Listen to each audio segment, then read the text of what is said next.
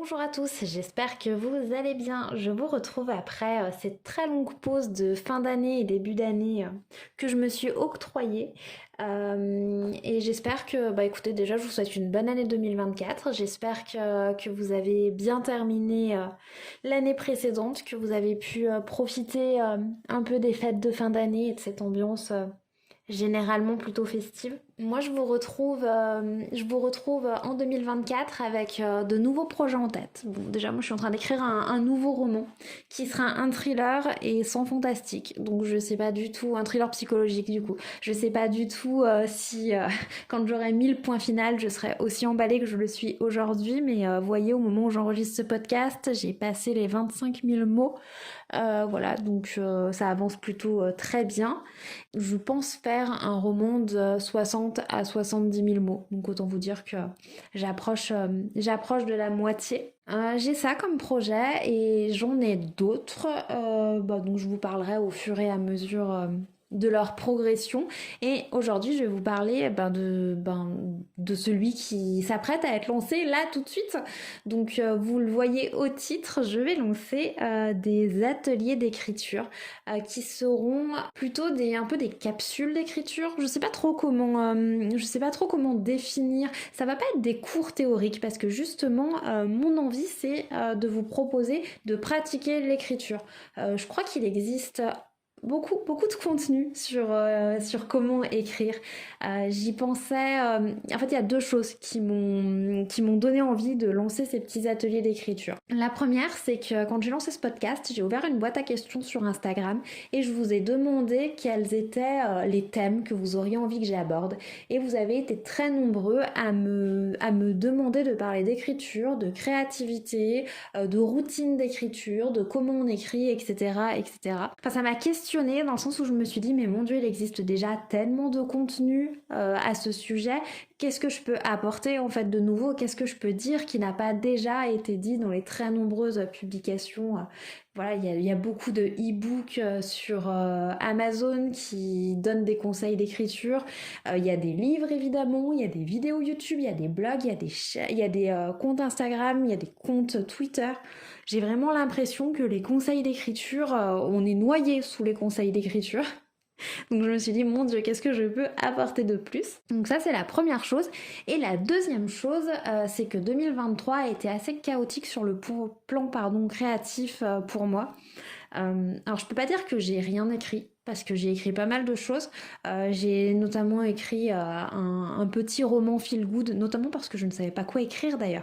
On était tout début janvier et j'étais un peu bloquée à pas trop savoir quoi commencer.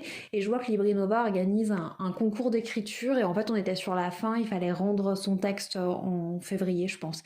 Et je me suis dit allez, je sais pas quoi écrire donc j'avais aucune prétention de remporter quoi que ce soit avec ce concours parce que clairement le feel good ça ne me botte pas spécialement. Mais là c'était un peu l'occasion voilà, juste d'avoir un sujet et un but. Donc j'ai écrit un petit roman feel good. Derrière j'ai écrit un court roman purement fantastique qui reprend une légende urbaine que j'adore. J'ai écrit pas mal de nouvelles, dont une qui a été primée par Librinova en décembre dernier. C'est La chatte revenue des ténèbres, une nouvelle que j'ai adoré écrire qui vous a pas mal plu et qui a plu au jury de Librinova puisque j'ai fait partie je crois qu'on était 10 lauréats et on a formé du coup un recueil de nouvelles qui est disponible sur Librinova, soit en e-book, soit en version papier. Donc voilà, si ça vous intéresse, vous pouvez aller jeter un petit coup d'œil là-bas. Voilà, donc j'ai écrit, c'est ce que je vous dis, j'ai écrit pas mal de choses, mais des petites choses, et j'ai eu du mal à me lancer dans l'écriture d'un roman, d'un thriller fantastique. Là, j'ai vraiment eu beaucoup de mal. J'en ai commencé plusieurs, et chaque fois, je me suis arrêtée au tout début. En fait, je les commençais tout en sachant que c'était pas la direction dans laquelle je voulais aller. Du coup, c'était un peu chaotique, encore une fois, pour reprendre le même adjectif. Et parmi les choses qui ont rendu tout ça compliqué pour moi, c'est le fait justement que je sois submergée de conseils. Alors, en l'occurrence, c'était pas forcément des conseils que je suis allée glaner moi-même sur Internet. C'est plutôt des conseils qu'on m'a donnés directement. Parce que pour refaire un peu l'histoire, Encrier, le mon premier roman publié est sorti en 2020, mais j'avais signé mon contrat en 2019. Et au moment où j'ai signé mon contrat pour Encrier, donc j'avais Encrier déjà écrit, j'avais Le Jeannot l'ongle qui est sorti en juin dernier, et j'étais en cours d'écriture de La mécanique du néant. Donc autant vous dire que mes 3 romans qui ont été publiés, je les ai écrits sans avoir été influencée en fait par le monde, par la réalité du monde littéraire, si vous voulez. Et quand ces 3 romans sont sortis, j'ai eu des retours, de lecteurs, j'ai eu évidemment le premier retour, c'était un retour éditorial de mon éditrice, j'ai eu des retours de libraires, j'ai eu des retours de tout un tas d'acteurs du milieu du livre, et j'ai eu notamment des conseils hyper pertinents qui m'ont beaucoup aidé. Alors les premiers conseils que j'ai eus, en tout cas les premiers conseils que j'ai eus, c'était vraiment un plus dans mon écriture, parce que du coup je les prenais en compte. Je me disais, ah ça on m'a dit que ça fonctionnait pas tellement bien dans tel ou tel de mes romans, du coup je vais le raconter différemment. Et ça m'a permis vraiment de progresser, en fait. Ça m'a vraiment permis de faire les choses un peu mieux. Mais très vite, ce petit plus s'est transformé en épine qui me gênait un peu durant mes séances d'écriture, parce que du coup, j'écrivais plus mon histoire, je me questionnais. Je me questionnais surtout, est-ce que là je débute bien? Est-ce que c'est une bonne idée de placer ce chapitre-là? Et très rapidement, c'est devenu un frein. Et du coup, au lieu d'écrire, je procrastinais en me disant peut-être que je fais pas comme il faut, peut-être que je devrais demander plus de conseils pour ça. Et du coup, je refaisais et je refaisais et je refaisais. Et voilà, du coup, ça n'était pas très productif tout ça. Et là, durant la pause que j'ai faite cette fin d'année et ce tout début d'année, je me suis rappelé de mes débuts dans l'écriture. Donc je pense que je l'ai déjà dit à plusieurs reprises ici ou là, je ne sais plus où exactement. Mais moi j'écris depuis très très longtemps. J'écrivais mes premières histoires au collège, et au lycée j'ai écrit vraiment mes premiers romans, mes premières nouvelles. Voilà, vraiment des histoires complètes. Et à cette époque, il n'y avait pas autant d'informations. Alors je sais pas s'il existait déjà les blogs, je sais même pas s'il existait déjà YouTube quand j'étais au lycée. L'accès à Internet était assez différent. Alors je me rappelle plus exactement, mais je pense qu'à cette époque, on n'avait pas encore d'ailleurs Internet en illimité. Donc on avait Internet que quelques heures par jour, ou alors on payait à la minute, je me rappelle plus exactement. C'était pas le même accès qu'aujourd'hui. Voilà, on peut pas traîner des heures sur Internet. Il n'existait pas des tonnes de plateformes qui répertoriaient les contenus existants. Et finalement, les conseils d'écriture que je trouvais à l'époque, ils étaient assez précieux parce qu'il y en avait peu, et je les trouvais dans les livres. Donc voilà, j'avais peut-être 3 livres d'écriture, 3 ou 4 livres qui parlaient de créativité, d'écriture, et pour moi c'était des bibles. J'avais l'impression, comme c'était des livres qui avaient été publiés, que c'était la sainte parole et qu'il fallait absolument les suivre. Bon, ça tombe bien, ça devait pas être de trop mauvais livres, ils m'ont appris beaucoup de choses. Ces quelques livres que j'avais me suffisaient, m'apportaient assez de confiance, assez de conseils, assez de motivation pour avancer et arriver à écrire. Et quand j'ai découvert les premières chaînes YouTube qui parlaient d'écriture avec des gens qui publiaient 1 fois par semaine, voire plus, et qui donnaient tout un tas de conseils différents, et j'ai fait comme beaucoup. En fait, je me suis mis à les suivre et à trouver que c'était génial, sauf que je passais beaucoup plus de temps à écouter d'autres personnes parler d'écriture qu'écrire moi-même. Et ça, c'est un peu le piège. Et oui, c'est un peu le piège de se dire que si on n'a pas écouté tous les conseils d'écriture, on ne peut pas se lancer. Alors qu'en réalité, la chose qui fait progresser, là les gars, si je peux vous donner un conseil pour écrire un roman, c'est d'écrire. La chose qui fait progresser, c'est l'expérience, c'est la pratique. On peut emmagasiner 1 million de connaissances, c'est pas pour ça qu'on sera capable de faire comme il faut l'acte, entre guillemets.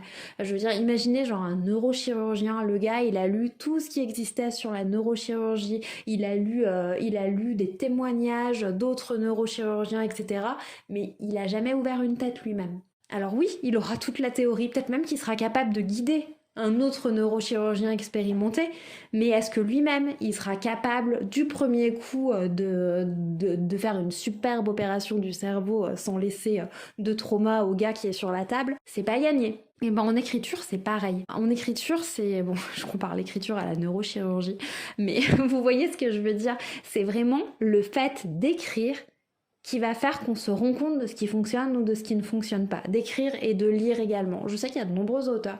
Si, franchement, de nombreux. J'allais corriger de nombreux, mais non, je l'ai lu beaucoup de fois, enfin, je l'ai entendu beaucoup de fois, notamment dans des gens qui donnent des conseils d'écriture, que ne lisent pas. Je ne sais pas comment c'est possible. Je dis pas que c'est complètement impossible, mais j'en sais rien. Si vous croyez aux vies antérieures, moi je pense que ces gens-là sont juste des gens qui ont déjà écrit dans leur vie antérieure et qui ont déjà engrangé toute la pratique et toute la théorie qui fait qu'ils sont arrivés dans cette vie avec la facilité d'écrire un roman sans avoir besoin de lire. Mais je pense que le commun des mortels dont je fais partie a a beaucoup besoin de lire pour pouvoir écrire correctement. Parce que c'est quand on lit qu'on se rend compte aussi, consciemment ou inconsciemment, de ce qui fonctionne, du rythme des phrases, du rythme des livres, de la manière dont on décrit les personnages. Et c'est en lisant des choses qui nous plaisent qu'on va se rendre compte de ce qu'on a envie en fait d'écrire et de quel type de sentiment on a envie de faire passer. Et c'est également en lisant beaucoup qu'on va voir ce qu'on n'a pas envie nous d'écrire et de ce qu'on n'a pas envie de transmettre dans nos propres écrits. Et donc pour en revenir au sujet exact de ce podcast, je vais proposer des petites capsules d'écriture où on sera maximum 5 personnes. J'ai presque envie de tabler sur 3. Il me semble que 3 ça serait largement suffisant parce que je comprends que parfois on peut être un peu intimidé et qu'on ait besoin de toute façon d'un peu d'intimité pour pouvoir échanger avec plus de fluidité, plus de facilité. Donc on serait vraiment pas nombreux comme ça sur un petit atelier d'écriture en ligne, un petit atelier qui durerait d'1h30 à 2h. Je sais pas encore, je pense qu'il faut que j'en fasse un déjà pour me rendre compte vraiment du temps que ça prend, la mise en place et les discussions et les échanges, etc. Et en fait, dans ces petits ateliers d'écriture, l'idée, ça serait que vous passiez à la pratique et que on ne soit pas juste... Enfin, c'est pas une masterclass. J'ai assisté à beaucoup de masterclass et je trouve que c'est génial. On apprend toujours plein de trucs. Mais il manque quand même ce petit déclic. Je veux dire, c'est pas de la magie. Ce que les conseils qu'on va vous prodiguer, ça ne sera jamais de la magie. Tant que vous n'aurez pas écrit vous-même, le livre n'existera pas. Et là, aujourd'hui, moi, c'est ce que j'ai envie de vous proposer. Quelque chose où on parlera un peu de théorie, évidemment. Je pourrais vous donner mes conseils, mon point de vue, ma manière de voir les choses. Peut-être même vous conseiller des livres, des articles, des vidéos qui me semblent pertinentes sur les sujets que j'aborderai. Mais le point principal de cet atelier, ce serait justement que vous écriviez aussi. Et le tout premier atelier que je vais mettre en place, ça va être sur les personnages. Parce que si vous m'avez lu, vous le savez, moi les personnages c'est un peu toute ma vie. J'adore raconter les personnages. Je raconte pas une intrigue, moi je raconte des personnages. Je raconte une personne qui se retrouve dans une situation particulière à un moment de sa vie. Je raconte vraiment une tranche de vie. Évidemment la tranche de vie la plus aventureuse, la plus bizarre, la plus terrifiante, mais en tout cas la tranche de vie d'un personnage, donc avec sa personnalité, ses traits de caractère, ses défauts, ses aspirations, etc.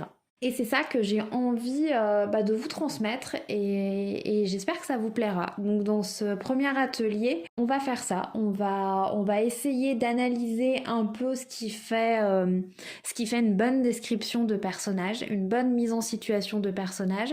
Et à la fin de l'atelier, j'espère que vous aurez noirci quelques pages. J'espère pas, vous aurez noirci quelques pages et vous repartirez peut-être avec un personnage assez inspirant pour créer votre propre roman ou votre propre nouvelle. C'est ce que je vous propose et j'espère que ça vous plaira. Je pense que je vous ai tout dit, donc si ces idées d'atelier en ligne vous intéressent, n'hésitez pas à me suivre sur Instagram, c'est là où je vais donner le plus d'informations et je donnerai les dates, les tarifs, tout ce qui est important à savoir. N'hésitez pas à me dire ce que vous en pensez, que ce soit en commentaire YouTube ici ou en message privé ailleurs, en email, peu importe. Je serais ravie d'avoir votre ressenti sur ces ateliers que j'ai envie de mettre en place et éventuellement vous idées de thèmes pour voir si ça peut coller avec ce que je me sens capable de transmettre et de partager. Eh bien écoutez, je vous souhaite une excellente fin de semaine, je vous embrasse et je vous dis à très bientôt.